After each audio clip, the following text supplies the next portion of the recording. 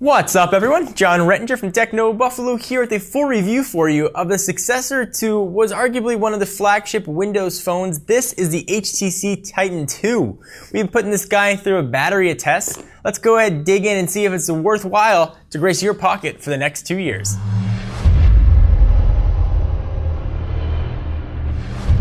So first announced at CES 2012, the Titan II is coming in at $199.99 with the obligatory 2-year contract. It is running Windows Phone Mango 7.5, that's the second release, meaning it's got LTE on board. So in full disclosure, this is the second HTC Titan II that we've had. The first one had some trouble connecting to LTE and experienced more dropped calls than really any other AT&T phone that I've tested over the previous 6 months. The second unit, however, didn't have any such issues. It was able to connect to LTE right away. We haven't had any abnormal drop calls. So whether or not it was unique to our first unit, we're going to give HTC the benefit of the doubt. Let's go ahead and talk about what makes this phone unique from the Titan I. The first, obviously, being LTE. It's here, and we'll talk about that a bit more in the full review. The second, though, is that 16 megapixel camera on the back. Pictures look very sharp in normal light, below average in low light. But what HTC has done, you've given you really awesome manual controls. You've got face detection, you've got smile capturing, white balance that you can set to auto, which I always prefer. Burst is really solid as well. So it does only take 720p video, 1080p is not supported. The video quality was just about average for a smartphone. Despite that really nice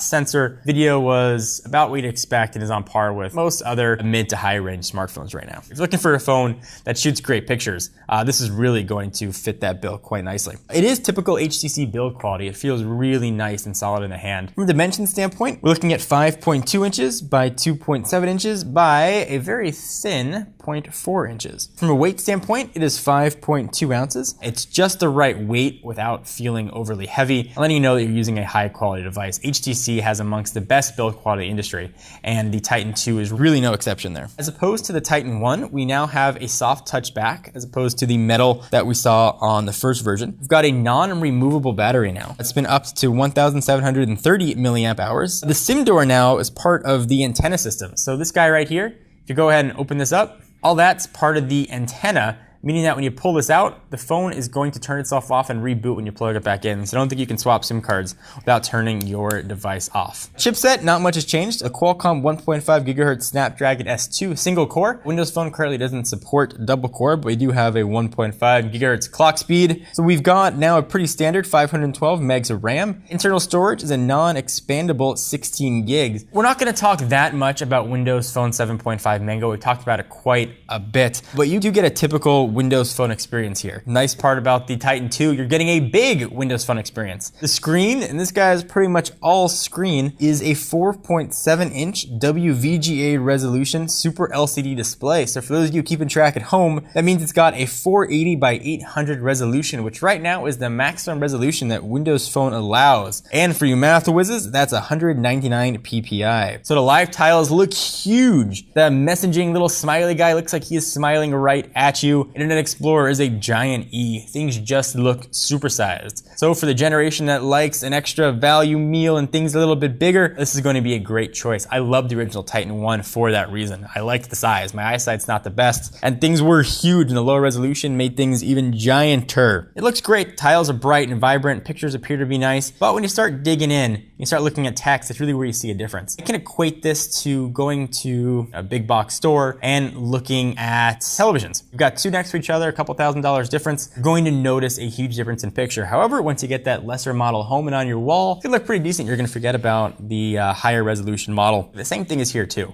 While using this phone as a daily driver, I didn't mind the resolution. But when I picked up another phone that I was testing or compared it to the HTC One X or the iPhone 4S screen, you definitely notice a lower resolution. Viewing text here is fine, but when you zoom in, you can definitely see a little bit of pixelation. This is probably, though, one of the better resolution looking displays that I've seen, and that includes the Lumia 900. If you want the Windows Phone experience, you got to live within those resolution limitations. The screen on the Titan II does look quite nice. Pictures look pretty good on here as well, despite that low resolution, and video as well looks very nice. So you're going to get a relatively decent text, picture, and video experience from the HTC Titan II.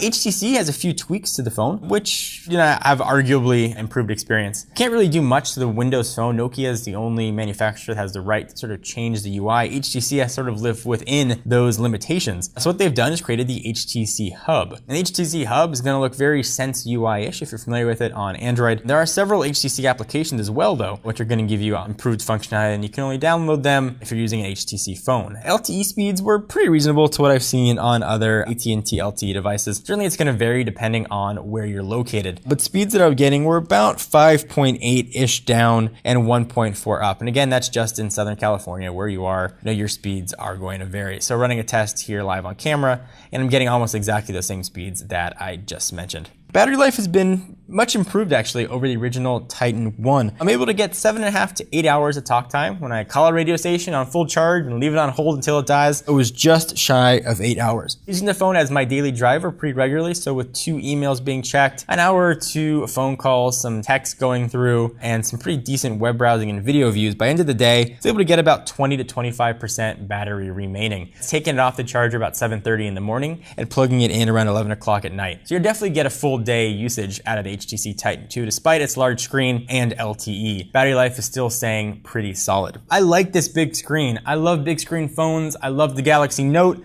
I love the Titan I, and I love the Titan II. It's a big benefit to me, but it might not be a big benefit to you, so it's something you're going to want to try the phone, see if you can live with a phone of the screen size. I really like HTC's industrial design. I can appreciate the work that went into it. I like the intuitive UI as well. I'm a big fan of Windows Phone 7. I think the live tile interface is really well done. And the camera also was pleasant surprise. That 60 megapixel sensor with HTC tweaks really did a nice job and took some pretty impressive pictures. All right, so what do I dislike about the phone? It's got a relatively weak antenna. With other devices, when I was getting 5 bars of LTE, this one generally held on to 4 or oftentimes 3. At $199.99, it's tough to recommend this phone over the $99.99 Lumia 900, which for a short period of time has $100 of rebates coming with that on top of it. The Lumia 900 represents a really nice package of design and price. The Titan II, if they were the same price, it'd probably be a toss-up. But when you put these two next to each other, it's hard to justify spending the extra $100 for the Titan II. And this is something that I keep lamenting on in my Windows Phone reviews. Why can't I charge this device while it's powered off? I find it to be extremely annoying. I know I can turn it on airplane mode or change profile settings, but it's just a huge irritation for me that I can't turn my phone off at night and charge it. I do wish that we would have a user replaceable battery. For me, it hasn't mattered, but I know a lot of you guys like to carry extra batteries with you if you charge. So that's something you're going to want to consider based on personal usage. I do wish memory was expandable as well. We're stuck with 16 gigs, and I can find any place to put your micro SD card. And certainly the last knock on this phone and Windows Phone as a whole is the resolution. 480 by 800 just doesn't cut it anymore, especially when you're looking at HD displays by competitors. So let's give this phone a score. And I don't know if you guys are familiar with our new phone scoring system. A 5 is a perfectly usable and feasible phone with no real glaring flaws. A 10 is something that's being reserved for phones that are absolutely incredible. So very few devices or tablets should ever get that score. This gets a pretty solid 6. It's a great phone. There's nothing particularly wrong with it. It works well. It works well with Windows Phone 7.5, but it's hard to recommend because of the price, especially when the Lumia 900 sitting right next to it offers almost exactly the same feature set for a lower price point. So do you guys agree or disagree with the review of the HTC Titan II? Is it the next phone to grace your pocket? Love to hear your thoughts and opinions.